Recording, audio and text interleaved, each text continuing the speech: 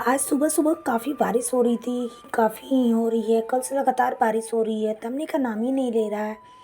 तो देखिए चारों ओर देख सकते हैं छत पे पूरा पानी भरी हुई थी और उसके बाद सुबह-सुबह नंदू सबको चाय दे रही थी और इधर मैं अपने लिए अजवाइन वाली चाय बना रही थी क्योंकि कल से मेरे पेट में बहुत दर्द हो रहा था। फिर मैं झाड़ू लगाने लगी, उसके बाद चाय बन चुकी थी, फिर उसके बाद सबको मैं चाय दी, उसके बाद फिर खुद भी चाय पीने लगी और फिर चाय पीने के बाद नंदू टोस्ट और चाय दोनों टोस्ट खा रही थी चाय के साथ। उसके बाद मैं घर की सफाई करने लगी। मोनू को आज घर की सफाई कर रही थी क्योंकि मोनू इधर-उधर सामान बिखरा देता है। तो मैं सुबह-सुबह मोनू का कमरे की सफाई कर रही थी और कुछ-कुछ मेरे सामान थे उसको भी मैं साफ़ कर रही थी क्योंकि काफ़ी दिन हो गए थे तो मैं सबको अरेंज कर रही थी।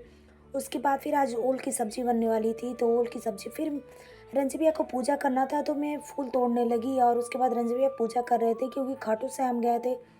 तो आने के बाद हम लोग के यहाँ प्रसाद चढ़ता है तो वो चढ़ा रहे थे। उसके बाद आज नंदू का स्कूल नहीं था, कुछ हो गया था इसके कारण आज क्लोज़ था तो नंदू ओल छील रही थी। उसके बाद भी ओल की सब्ज़ी बनने लगी।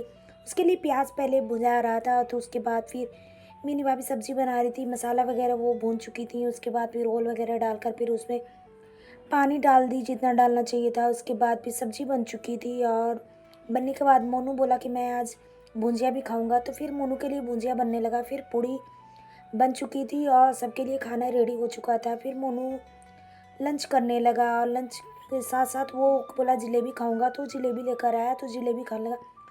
फिर नंदू तैयार होने लगी, फिर भैया-भाभी प्रसाद लगाने लगे, फिर मैं और नंदू दोनों मस्ती कर रहे थे।